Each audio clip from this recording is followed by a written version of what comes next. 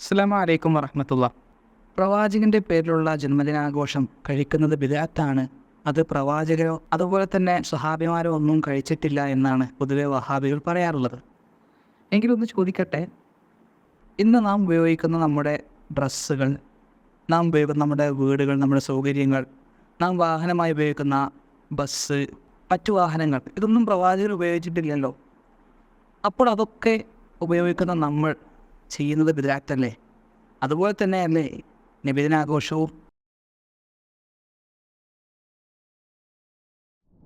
ഇസ്ലാമിൽ പുതുതായി ഉണ്ടായ കുറെ കാര്യങ്ങൾ ഇസ്ലാമിന്റെ പേരിൽ അറിയപ്പെടുകയും അത് സുന്നത്താണ് എന്ന് പ്രചരിക്കുകയും അങ്ങനെ ബിദ്അത്തുകൾ സമൂഹത്തിൽ വ്യാപിക്കുകയും ചെയ്തിട്ടുണ്ട്. നമുക്കറിയാം, ഇന്ന് ധാരാളം ബിദ്അത്തുകൾ സമൂഹത്തിൽ നിലനിൽക്കുന്നു. ഒക്കെ നല്ലതല്ലേ, പുണ്യമല്ലേ, ഖൈറല്ലേ എന്ന ചിന്തയിലാണ് ചെലവാക്കപ്പെടാറുള്ളത്. പുണ്യമല്ലേ, നല്ലതല്ലേ എന്ന് പറഞ്ഞുകൊണ്ട്, അങ്ങനെ പുണ്യമല്ലേ, നല്ലതല്ലേ എന്ന് പറഞ്ഞുകൊണ്ട് ഇസ്ലാമിൽ പുതിയതുണ്ടാക്കാൻ പാടില്ല. ഭൗതികമായി ദുന്യവിയായി നമുക്ക് സൗകര്യമുള്ള, ഇസ്ലാമിന് വിലക്കില്ല, ഇസ്ലാമിൻ്റെ വിലക്കില്ലാത്ത കാര്യങ്ങൾ നമുക്ക് ചെയ്യാം. ഇപ്പൊ ഈ മൈക്ക്, ഇത് റസൂലുള്ളാഹി ഉപയോഗിച്ചിട്ടില്ല. ഇത് ദുനിയാവിലെ ശബ്ദം കേൾപ്പിക്കാനുള്ള ദുനിയാവിലെ ഒരു സൗകര്യം മാത്രമാണ്. അതേപോലെ ഇന്ന് നമ്മൾ ഉപയോഗിക്കുന്ന വാഹനങ്ങൾ, അത് പ്രവാചകൻ സ്വല്ലല്ലാഹു അലൈഹി വസല്ലം ഉപയോഗിച്ച വാഹനമല്ല. അതേപോലെ തന്നെ നമ്മൾ ഇന്ന് ഉപയോഗിച്ചു കൊണ്ടിരിക്കുന്ന കുറെ കണ്ടുപിടുത്തങ്ങളും സൗകര്യങ്ങളും സംവിധാനങ്ങളും അതൊന്നും റസൂലുള്ളാഹി ഉപയോഗിച്ചിട്ടില്ല. പക്ഷേ അതൊരു മതപരമായ കാര്യമായിട്ടല്ല നമ്മൾ ചെയ്യുന്നത്. രണ്ട് കാര്യം മനസ്സിലാക്കുക. ഒന്ന് ഇബാദാത്ത്, മറ്റൊന്ന് മുആമലാത്ത്. ഇബാദാത്ത്, മുആമലാത്ത്. ഇബാദാത്തിന്റെ വിഷയത്തിൽ ശ്രദ്ധിക്കണം.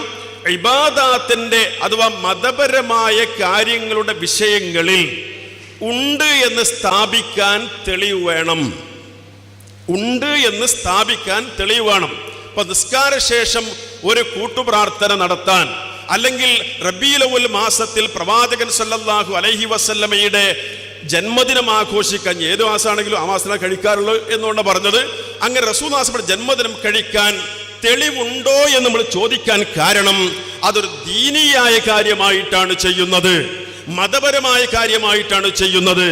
മതപരമായ ഒരു കാര്യം ചെയ്യുമ്പോൾ അത് സ്ഥാപിക്കാൻ, ഇസ്ബാത്ത് ചെയ്യാൻ ദലീല് വേണം, തെളിവ് വേണം എന്നർത്ഥം.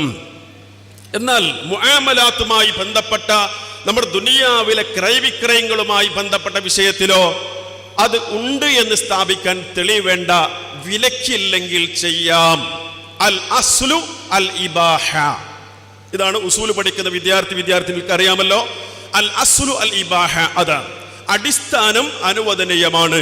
ഏതിന്റെ? ദീനിന്റെ അല്ല, ഇബാദാത്തിലല്ല, മുആമലാത്തിന്റെ വിഷയത്തിൽ അടിസ്ഥാനം എന്താണ്? അനുവദനീയാണ്.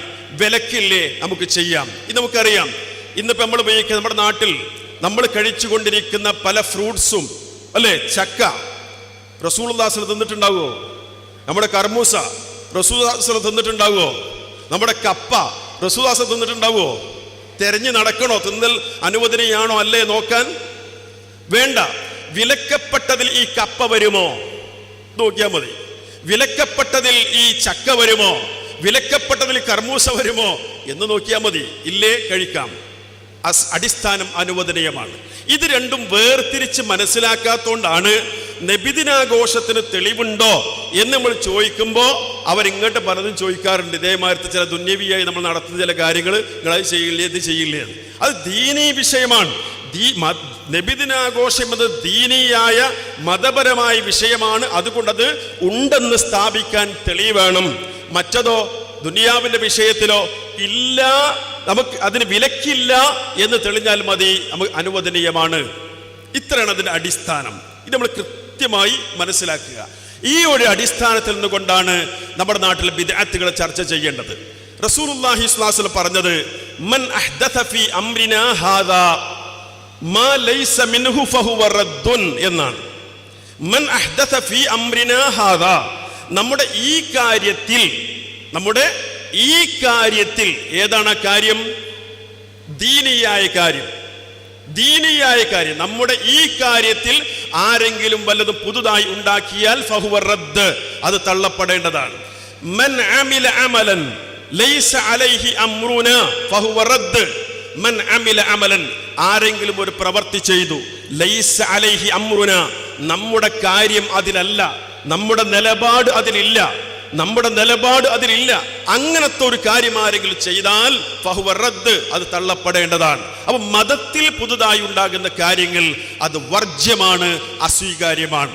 നല്ലതല്ലേ എന്ന് കരുതി ഇസ്ലാമിൽ പുതിയ കാര്യങ്ങൾ ഉണ്ടാക്കാൻ പാടില്ല.